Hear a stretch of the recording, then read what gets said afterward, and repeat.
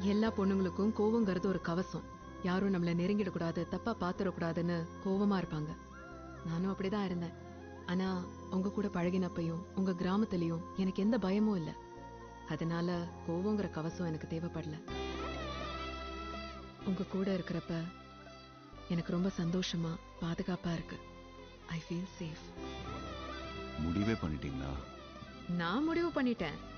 உங்களுக்கு என்ன பிடிக்கலன்னா பிடிக்கலன்னு சொல்லிடுங்க. எனக்கு பிடிக்கலையா? துடிக்கிறாமா என் மாப்பிள? மாமா கேட்டுச்சா? கேட்கணும்னு தானே சொன்னேன்.